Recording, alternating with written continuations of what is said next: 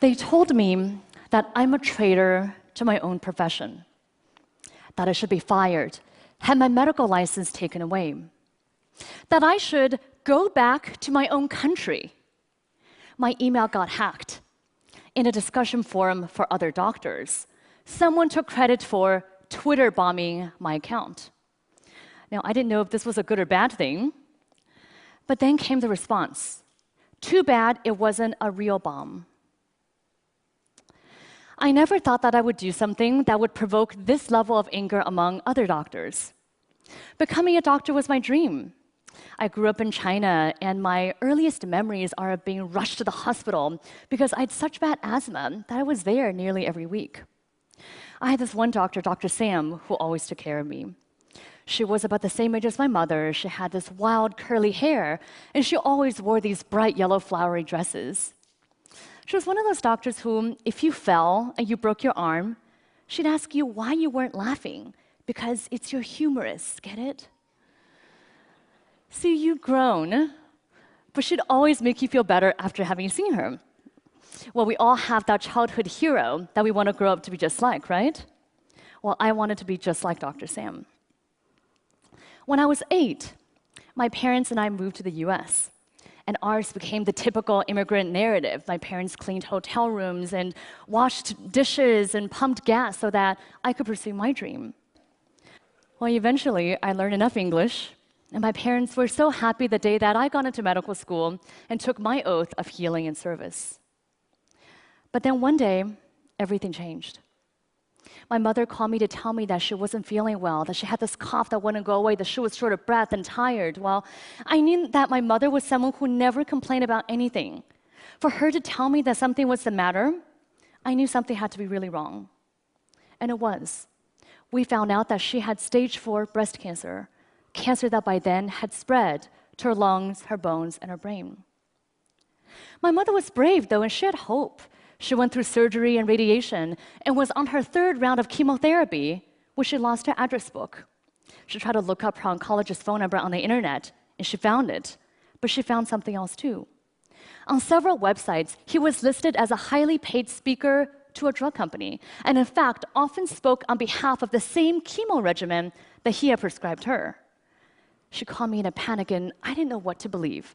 Maybe this was the right chemo regimen for her, but maybe it wasn't.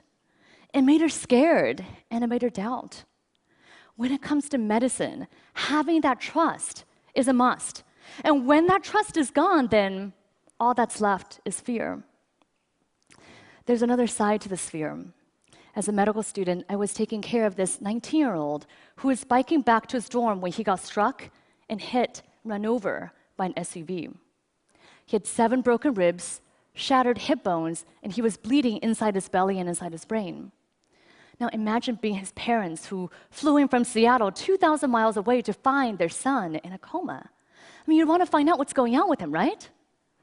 They asked to attend our bedside rounds where we discussed his condition and his plan, which I thought was a pretty reasonable request and also would give us a chance to show them how much we were trying and how much we cared. The head doctor, though, said no. He gave all kinds of reasons. Maybe they'll get in the nurse's way. Maybe they'll stop students from asking questions. He even said, what if they see mistakes and sue us? What I saw behind every excuse was deep fear. And what I learned was that to become a doctor, we have to put on our white coats, put up a wall, and hide behind it. There's a hidden epidemic in medicine. Of course, patients are scared when they come to the doctor, right? I mean, imagine you wake up with this terrible bellyache. You go to the hospital, you're lying in this strange place, you're on this hospital gurney, you're wearing this flimsy gown, strangers are coming to poke and prod at you. You don't know what's going to happen. You don't even know if you're going to get that blanket that you asked for 30 minutes ago. But it's not just patients who are scared. Doctors are scared too. We're scared of patients finding out who we are and what medicine is all about. And so what do? We put on our white coats and we hide behind them. Of course, the more we hide, the more people want to know what it is that we're hiding. The more fear then spirals into mistrust and poor medical care. We don't just have a fear of sickness, we have a sickness of fear. Can we bridge this disconnect between what patients need and what doctors do? can we overcome the sickness of fear? Or let me ask you differently, if hiding isn't the answer, what if we did the opposite? What if doctors were to become totally transparent with their patients? Last fall, I conducted a research study to find out what it is that people want to know about their healthcare. I didn't just want to study patients in a hospital, but everyday people. So my two medical students, Suhavi Tucker and Laura Johns, literally took their research to the streets. They went to banks, coffee shops, senior centers, Chinese restaurants, and train stations. What do they find? Well, when we ask people, what do you want to know about your healthcare? People responded with what they want to know about their doctors, because people understand healthcare to be the individual interaction between them and their doctors. When we asked people, what do you want to know about your doctors? People gave 3 different answers. Some want to know that their doctor is competent and certified to practice medicine. Some want to be sure that their doctor is unbiased and is making decisions based on evidence and science, not on who pays them. Surprisingly to us, many people want to know something else about their doctors. Jonathan, a 28-year-old law student, says he wants to find someone who is comfortable with LGBTQ patients and specializes in LGBT health. Serena, a 32-year-old accountant, says that it's important to her for her doctor to share her values when it comes to reproductive choice and women's rights. Frank, a 59-year-old hardware store owner, doesn't even like going to the doctor and wants to find someone who believes in prevention first and who is comfortable with alternative treatments.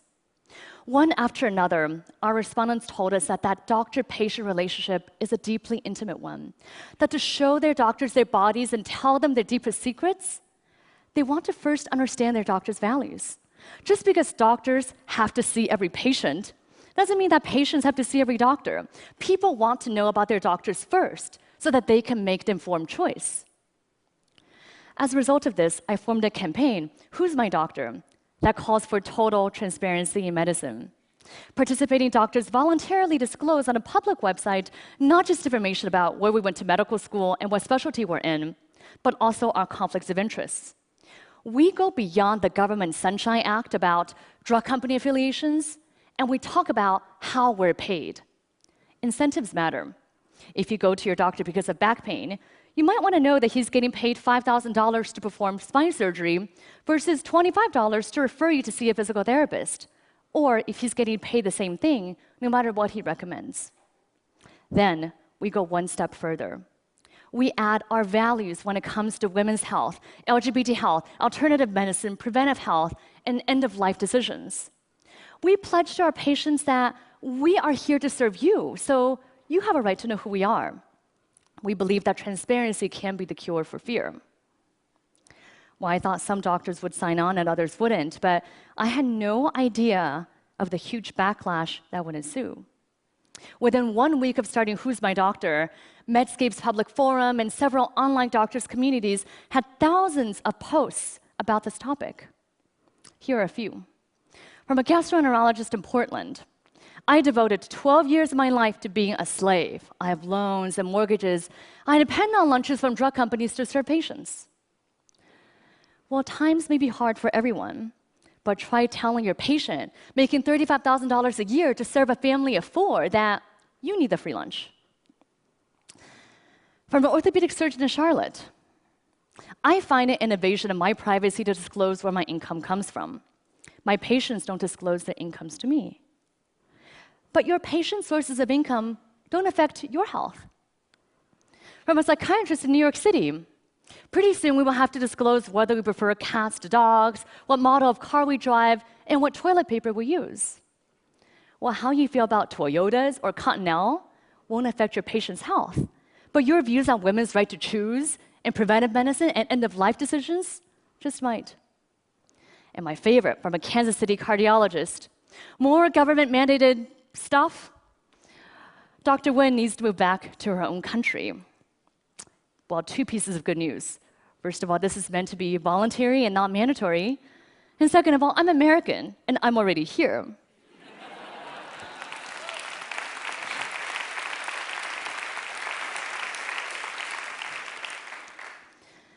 Within a month, my employers were getting calls asking for me to be fired. I received mail at my undisclosed home address with threats to contact the medical board to sanction me. My friends and family urged me to quit this campaign. After the bomb threat, I was done. But then I heard from patients. Over social media, a tweet chat, which I learned what that was by then, generated 4.3 million impressions, and thousands of people wrote to encourage me to continue.